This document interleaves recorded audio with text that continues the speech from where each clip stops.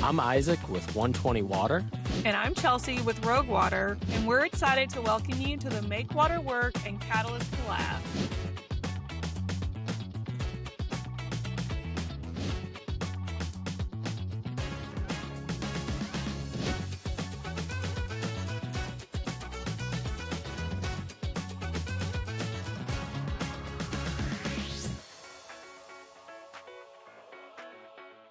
Well, hello, everyone, and welcome to the Make Water Work and Catalyst Collab podcast.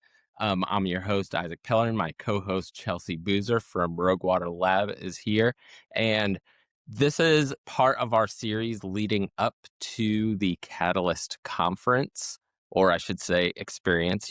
I will always correct myself, but I actually think it's helpful to say conference and then remind people that's an experience.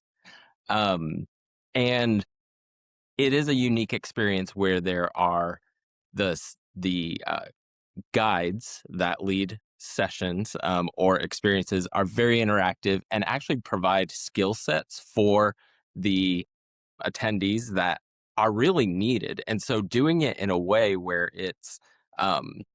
where it comes from someone with a focus and a discipline to help bring that into the water industry is really exciting. And so, Chelsea, who is our guest today? Yeah, our guest is a perfect example of that. So super excited to welcome Dr. Bernie Armada. He's a professor of communication studies at the University of St. Thomas. He has a lot of work on communications and rhetoric and trust and culture and improv. So Bernie, really excited to have you today. Welcome. Thank you very much, Chelsea. Isaac, thanks for having me. Pleasure to be here. Yeah, we're excited. You know, we were talking earlier just about, and I've referenced this on some of previous episodes, but when I came into the water industry in 2018, I had come from sales and marketing technology. But one of the things that struck me when the very first conference that I went to was how much anyone I talked to was deeply aware of their place. Like, water professionals provide a service for their place and they are place makers. But there was also a gap between understanding the place and understanding how to shape the narrative around the place as it relates to water. And so I know that's been a big topic for you to bring in, Chelsea, to the Catalyst ecosystem and bring that to the water industry. And so this is a perfect guest to have. Yeah. Yeah. And so, if you go and Google Dr. Armada, you're going to find his bio, and it's all about his expertise and research on storytelling, improvisation, public memory, and music and race. He's got a piano behind him right now. And you might say, like, why are you bringing him to a Catalyst like Water Communicators non-conference? Like, what kind of sense does that make? So Bernie, can you tell our listeners about what we did bring you in for last year, Catalyst 2025, and kind of what you did with the group? Yeah, sure. That was really exciting. So I was invited to participate. My connection to you all, because I didn't know anything about your world at all, Yeah. was Michelle Stockness, who's the CEO of Freshwater, or the executive director, right, of Yep. Freshwater. And she coincidentally is a relative of mine through marriage. So I've seen her many times over the years, and I don't know, just small talk. I can't remember how it actually started, where she was telling me some of what she does, and I was telling her or maybe she said, "Bernie, we need somebody who has some experience with communication, expertise in communication." And I said, I would love to collaborate, because that's my thing. I love collaborating with people. And I believe the field of communication studies has a lot to offer to practicing professionals. So she was the link. She connected me with you, Chelsea. And then we took it from there. And so you invited me to the conference and asked me to do some improv stuff with the participants. And I wasn't expecting there to be so many participants, to tell you the truth. I wasn't expecting the space to be arranged as it was because it was at City Hall, right? In Yeah, we were Milwaukee. pretty cool. Mhm, And I have to say, the participants were they were brilliant. They were so enthusiastic and willing to take anything that I offered to them. And that really made it a joy. There were like 150 participants or mhm, something like that. Yeah. And I was so exhilarated after that experience because so many people said yes to what I had in store for them. And I had them doing some really, you know, unconventional things for a group of professionals. And that's why I give kudos to you, Chelsea, because that was really an amazing conference. I'm sure you've got another great one in your back pocket for this year, but it was so unconventional. It was so loose and playful. It was the perfect environment to mhm, enable me to thrive for your people. mhm, And Yeah. and I appreciated it. I think they appreciated it. But I had them doing simple improv games mhm, in which they had to, a lot of people are fearful of that because they are showing a part of themselves to people who they've been mostly buttoned up in front of. And I asked them to make goofy faces and goofy sounds and goofy bodily movements. And when the magic of what happened at that time was because people were, for the most part, just all in on it. I don't know what you did to prep them for Yeah. that, Chelsea, but they came in and it was let's let's just do this. Yeah, yeah, our attendees at Catalyst are so open to getting outside the box, and plus you were on the 3rd and final day. They were all in at that point. They trusted us, they leaned in. Isaac, before we ask Bernie kind of how that was relevant, why were you asking us to make funny faces, and how did that tie into communications? Isaac, you were an attendee last year, so you walked mhm, into that. How yeah. was that experience for you? Yeah, yeah. Well, it's so funny too because there's a part of being in the water industry. I know Michelle really well, and there's a lot of people that you kind of know well, and then the intentionality of being around people that I didn't already have a connection with, but there was just that like you know um, natural ability to feel safe. Like we're all gonna do the same thing. We're all gonna um connection um through being comfortable making mistakes or like just um yeah that Yeah, Vulnerable. yeah it was yeah, safety and vulnerability just um creates new connections and that are more powerful and more lasting and so yeah, yeah I feel like yeah. it's part of what got me excited to be like like can't wait to go again um Yeah. I Bert, frankly was sorry it was over when it was over. I wanted to so continue was it. everybody else. Yours was one of most loved sessions, and if anyone's seen kind of our videos from 2025, all those movements that was in Bernie's session, there you're featured a and the lot. juxtaposition of doing it in a city hall buttoned up Yeah, like just yeah, like there's that type of thing yes, where we're in a place where you feel like you're not supposed to yeah, do that but that's actually yeah, where we're actually trying to have really impactful connections with people and so yeah, yeah yeah. And that's Bernie, so also, mm, yeah, well, why? I How's was it relevant? Like, why have us do all those things?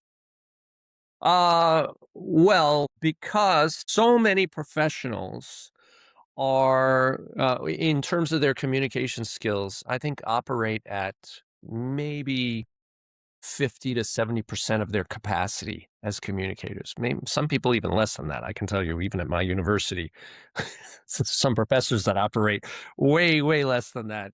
They're just not using, most people don't use the full capacity of what they have. And when you're communicating, you're using your body. your body is your instrument. So it's the purpose of the improv games and experiences is really to unlock people's potential as human beings, to use from head to toe everything they have, which means the full range of their facial expressions, their eye contact, their hand gestures, their language choices. Hmm. So if I'm speaking in a language that is, in a specialized jargon Yeah. that doesn't mean anything to the listeners, to the so-called recipients, then what is the point of me talking? We don't For have a what? lot of specialized jargon, right, Chelsea? In our Oh, no no, no, acronym. there's They, no acronyms. Right. And, Yeah, as an academic, in my field, we're loaded with acronyms and yeah, jargon. yeah. Um, it's always funny to me when I have professors around my children, particularly when they were younger. Professors who didn't have kids of their own, they don't know how to talk to kids. They don't know how to Mhm. change the language to adapt to children. It's really funny. and it's good to know that it's not just us. We pick on ourselves in the water sector about it all the time. And don't get me wrong, we're so bad about it. I actually remember, Bernie, you talked about that in kind of the session that you guided. And then a little bit later, we had a Q&A with the mayor, and somebody asked him about LCRR. And he said, what? I'm like, I'm sorry, I don't know what that is. Yep. um, so yeah, that was a really good example of what you had just been talking about. Yeah, and Yeah. it's really in every profession. My wife is a software business professional. She's in a very different world than I am, and Mhm. she's always using those acronyms and jargon terms, and I hear it all the time. And she Mhm. tells me how important these sorts of things are for just communicating with people as people. So what Yeah. improv does almost from the get-go is level the playing Mhm. field. In other words, nobody cares what your salary is in relation to the other people there. Nobody cares what your title is. When you're asked to to grunt at everyone in a circle or make some sort of a face or gesture or word, suddenly you're human. Mhm. I mean, we're all human, obviously, but suddenly you're like all of Later. those titles fall away and you just have to be a person. Mhm. And so Yeah. we lose that with the professionalization of everything. What does it mean to be professional and that sort of Mhm. stuff. Yeah, So it fits so good, like, into everything we had that year, because a lot of it was about how do we relate with elected officials? They're human too. And that's why Mhm. we were at City Hall, right? And that's why, it might not seem like improv fit there, when you just look at it. But one thing people learn about coming to Catalyst, there's a reason, like, highly curated for every little thing. And so, yeah, I love how yeah, all that pieced together and worked out. Mhm. yeah, and spaces. That's something that I've investigated somewhat in my research over the years is how spaces communicate and how architecture uh, Mm. directs the language. Like the language in City Hall is likely going to be very, excuse me, going to be very different than if we were to meet at a bar Mhm. later that night, right? So, but the good thing about that was that experience last year was that despite the dictums of the space, we also owned it and recreated it into our own. Mhm. Yeah. It's a Mhm. collaborative thing, and that's the other great thing about improvisation is that it's very much collaborative because it levels the playing field and it requires that level of trust, comfort, and safety. And you know it when somebody violates that. When somebody Mm. violates that and ridicules or rolls Mm. their eyes and things like that, suddenly the safety, you can feel it. I mean, I've experienced that many, many times in my classes over the years. So it really does Yeah. require people to say yes to what is being offered to them. And that was, Mm. to me, the most rewarding thing of working with those professionals last year. Yeah. I feel like it brings in some of the invitation aspect because I think it's difficult to be in a room when you feel like the there's no room for it to go somewhere. Like it's already a foregone conclusion. We're just playing the parts. that Mhm. doesn't feel very engaging as a listener or as a resident to be like, wait, is this a conversation or is this just you telling me stuff because the outcome's already baked. Exactly. And I think Yeah. that's kind of the value of that exercise, and everything that you bring is creating the conditions for Yeah. conversation. Yeah. So when you're, as a professional speaking to, I don't know, some of the audience you'd be speaking to, community leaders, um, Hmm. everyday people at council meetings, just neighborhood citizens, and Yep. there's a point at which every engineer or public relations professional should be closely tuned to the energy in the room. Are these people tuned in? Are their eyes glazing over? Are they offended? Did I say something? You should constantly be checking in with them instead of just spewing out what you have planned to say. It always should be an organic thing. Yeah, and this whole concept of place that you talked about, first of all, you would think that I paid you to say those things when I didn't even know your full background, when I had you at Catalyst last year, that was some of your work and research. We're heavy on that at Catalyst in the sense that that's why we don't sit in one room at a hotel and have our conference, right? And not picking on the ones that do, like the conferences that are just for sharing information, that works. Like you sit there and you do your PowerPoints. Some of it works, some of it doesn't work very Mm, well. For us, the place matters, and so we're, like, curating our venues, we're moving around, and I think some people might look in, they haven't been, they see a video and they're like, "Oh, you're at SeaWorld," where we were in 2024, one of our venues, or a children's museum or whatever, and they're like, "Oh, y'all are just having fun." No, like, there were special reasons, like, that was curated, and part of it is what you were talking about, Bernie, is making sure, like, the whole person is engaged, and, like, when they come in that environment, their mind, reacts differently, or, like, it shows up differently than you might it- show up in the office. I don't know, yeah. talk more about that and that whole, like, place research that you've done. Well, mine is the research I've done is more about how spaces communicate and how human beings retell the past to serve Mm, present interests. Like, so Yeah. you may write out certain narratives to feature a certain character as a hero. When we tell stories about ourselves, we're whether we like it or not, whether we're aware of it or not, we are uh, leaving lots of things out and forefronting other things. It's just what we do because of the limitations of language and symbol use. We have to mhm, do that. And sometimes we do it for very political ends, and sometimes we do it for reasons we're not fully aware of. mhm. Um, so I'm not sure if what I have to say about place will be relevant to you. So feel free to interrupt me and guide me to where you want me to go with this. Well, But I think how you started about, how, like, what a place communicates, I mean, this is true, like, when we're deciding, like, where we hold our meetings, right? Um, absolutely.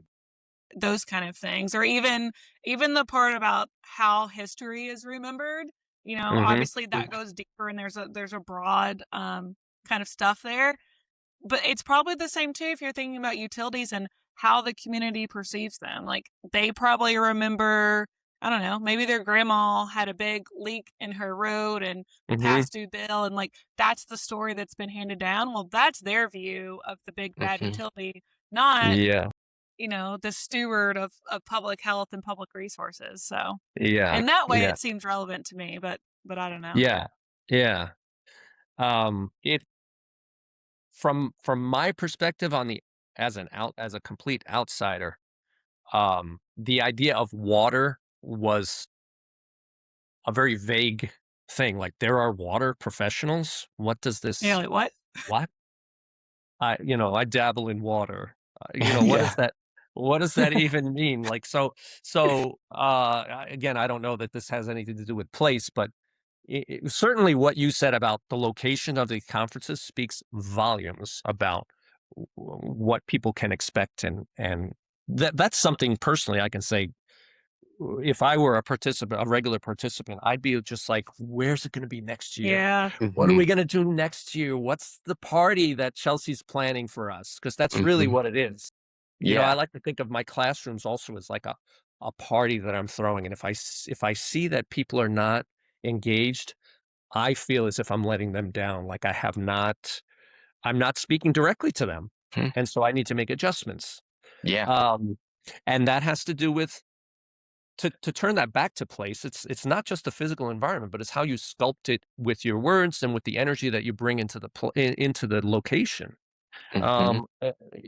And so I'm always aware of those dynamics that have to do with power and what we choose to Yeah. feature, what we choose to suppress. Like, oh, let's not talk about that now.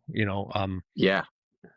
So those are the things that are important to me, and that I think you can have an impact on people just by the locations that you choose to place them in. And even if that's not always ideal, what you do within that space and how you characterize it can really have tremendous impact. That Yeah. really makes me think about some of the issues that or scenarios that water professionals do find themselves in if they work at a utility is like water main breaks or tying that with investments that they're making in their infrastructure. And so there's some amount of like, if you only tell that story inside of a room where you're wearing suits and everything is buttoned up, or you can tell that story by where there are holes where where there are people behind you actively working on things, and the people can see that and be like, oh, my dollars are getting invested in something being built right now, versus, well, you're just telling me this in a room and I can't really see it. And so like Yeah. um Yeah. when we're dealing with pipes underground, I always appreciate when I see someone bring the cameras out into the field. And one of the other presenters last year, Mike McGill, talks a lot about that, about like bringing especially if it's a media source, like let them see what it is, because That's all those elements communicate the story, both. not Yeah, just the. that's exactly right.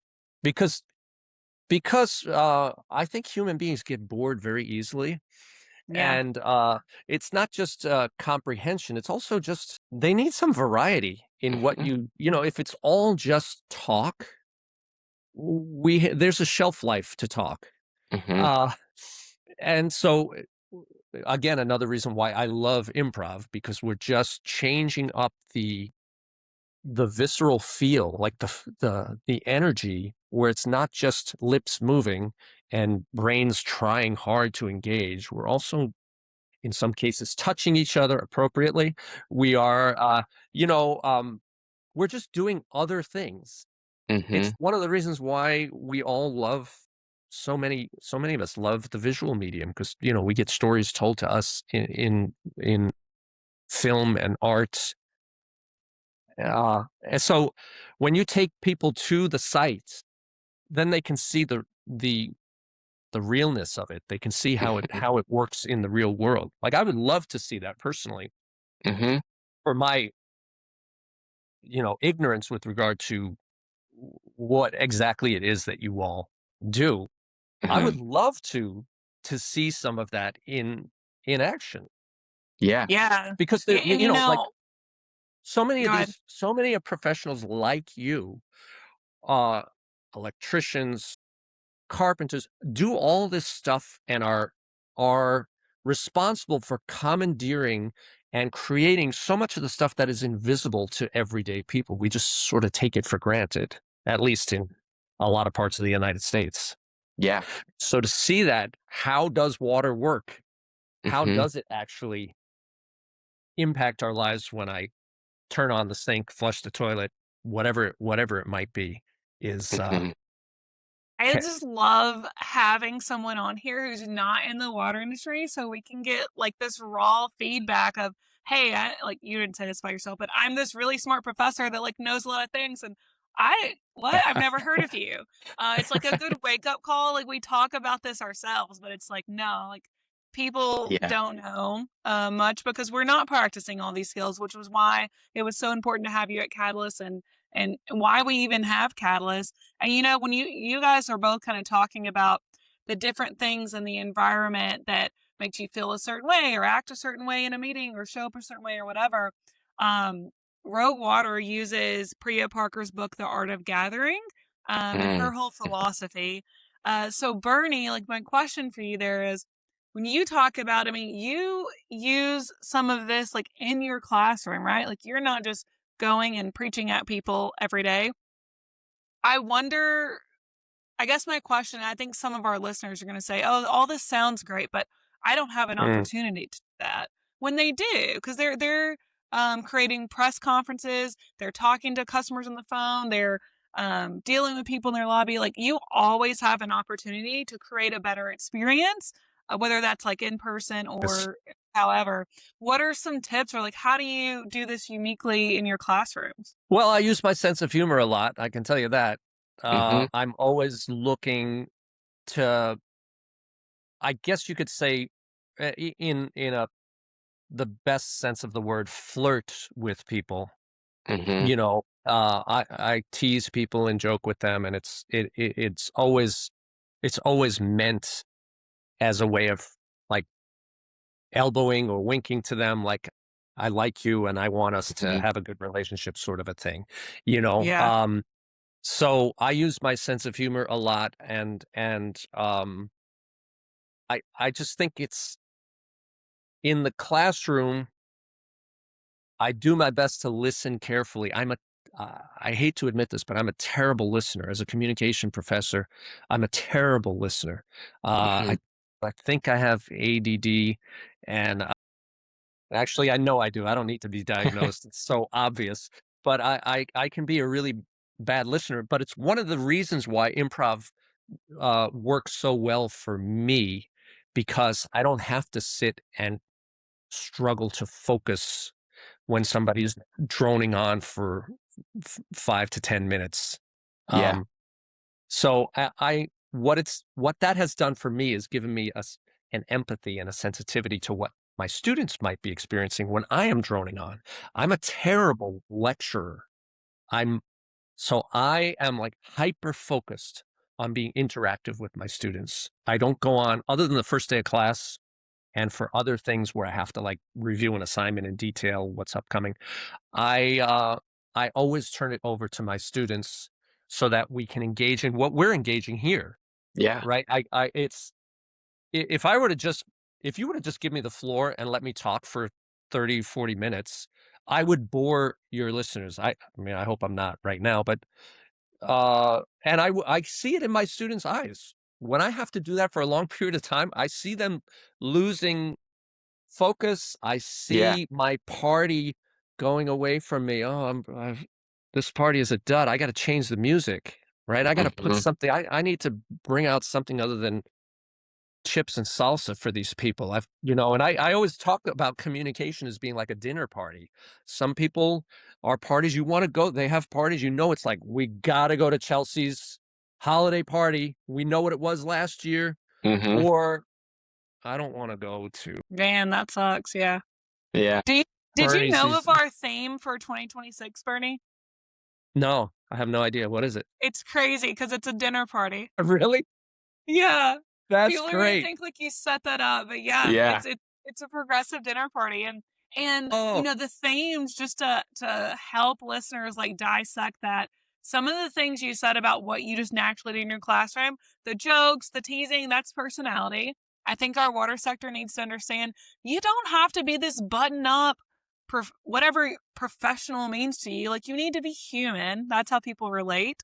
And then two, the empathy listening. Like we do way too much of informing. We think, "Oh, Bernie, you don't know the value of your water and like what happens when you flush it down. Well, let me send you mhm. this infographic and maybe a 12 Yeah, page report infographic. and then blah, blah, blah, blah, blah." We didn't Yes, listen to anything you cared about. yes. Mhm. But if you were to say, when I was a kid, Mm. my grandmother used to have us over for Sunday dinner, And one Sunday, whatever it is, you're telling them a story. You're getting Uh-huh. into a story as opposed to you can do so much more with a story than you can with a fact sheet of Mhm. stats. Mhm. Um, and it amazes me how many people don't know that and need that. And what I will say is now with artificial intelligence creating so much content for us, Mhm. really, I'm not going to be one of those people who says, yeah, but it can never replace human beings in terms of their content. In a lot of ways, it already does and can. Um, but what it will not be able to do, at least not in a way that I can see right now, is connect with human beings Mhm. in the way that we are doing now. As Mhm. long as there are human beings around, there's going to be human beings who need others. And Yeah. so when you're buttoned up and you are only speaking in professional jargon, um, to me, and I think you agree with me, you're muting a huge part of what matters in social life. And Mhm. professional life is social life. Yep. Somehow the professionalization of people uh, that has become the norm because business needs to get done. I mean, let's be real. We can't just do this every day, right? Yeah. But in some ways we can. We can have that characterize the energy of our day and the way in Mhm. which we relate to people every day, right? How Yeah. dull is it to only be speaking and surrounded by people who speak in professional terms all the time? When Yeah. we're human beings. Let's be human. So any of your listeners who don't think this applies, I would first of all, I'd love to get my hands on them in a Yeah. kind way, and uh, and do some of this stuff with them, because what winds up whenever I get to do this with people, the improv stuff and other stuff. I mean, I've been trained in public speaking for 35 plus years, and so this is all dovetailed into everything that I do professionally. Um, to get them to see how important connecting and relating to people uh, greatly advances your overall objective, which would be Mhm. to inform them about something in the world of water or to persuade them. To me, it's all about relationships and connections. And if you're just giving them a fact sheet or you are a human embodiment of a fact sheet, yeah, you'll reach some people, but not as many and not as deeply as if you were to Mhm. tell them a story and speak from an authentic point of view. It's the Mhm. authenticity also that matters. I feel Mhm. like that was a mic drop. I could talk about this all day, but that last bit is so good, and I just wish I could wave a magic wand and everyone could just like hear it, believe it, change, Mhm. do better. Mhm. Yeah. Well, But and also they a lot of people are afraid of that too. That's another thing that people are afraid because they haven't had to. They are Yeah. afraid to be completely authentic with others, right? So you can cover up a lot of yourself by your title and your manner of walking and moving and speaking. It involves a certain degree of vulnerability. Mhm. But through that vulnerability, really, if you take that chance, comes that authenticity, which is what matters to most people. And that's what artificial intelligence can't replace. Eh, Mhm. you know, so getting people there, like I could do workshops for professionals. I don't actually like doing like 2-hour workshops.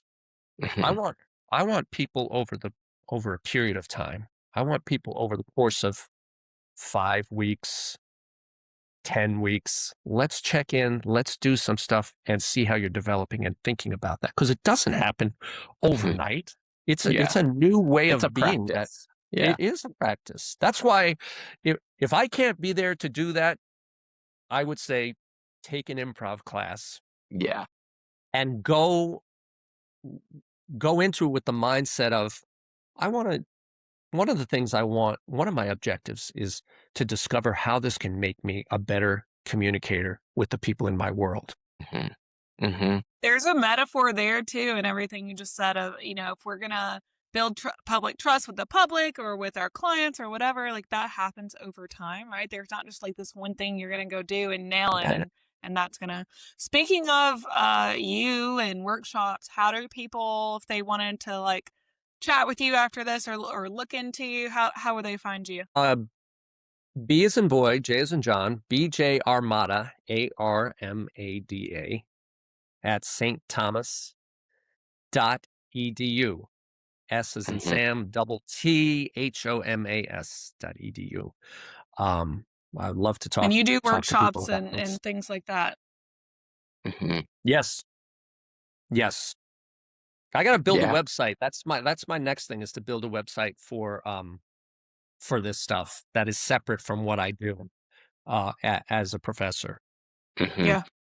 Great. Yeah. But no, I Yeah. love doing that, and I love coming into populating different fields and just watching people come alive in a way that they hadn't in Mhm. that in their particular field ever. For some people, Yeah. ever. Yeah. And I feel like so much of the magic is in giving people the safety to say, "Hey, you can do this. Improv. Try something. It's okay to fail." Like once we break That's that feeling of like, but what if I fail? It's like a lot of times it's really low stakes. So like, low stakes. let's get through that, overcome that fear of failure. And that's, to Chelsea's credit, I think that's what goes into the intentional design of the Catalyst experience. So much of it is saying, hey, how do we make sure that people feel safe to try things among folks who they know are going to be engaged, because you're going to be in scenarios where you're going to have to put this into practice and be the one that helps other people feel, That's right. lowers the temperature and makes people feel like, hey, it's okay. We're here to have a conversation and stay connected. Uh, yeah. And so, um, Yeah. Yeah. So It's soft, not so soft plug. If you're listening and all this sounds like interesting to you, if you're listening before September of 2026, we have a Catalyst coming up. It's in San Diego. It's going to be a ton of fun. We bring in experts like Bernie, so people you're not seeing every day in the water sector at work, and how we can learn from their expertise. And if it's past then, we'll do it again in September of the next year. So, yeah, check it out on Rogue's website. yeah. Thank you so much, Bernie, for joining us for this conversation. The work you do has a major impact on professionals like us to be able to do our jobs better. And so we're thankful that you were part of it last year. And yeah, thank you so much. Thank you. What an honor to have participated last year, and to invite me back for this. I so appreciate it. It's great to have this opportunity. Thank you Absolutely. both.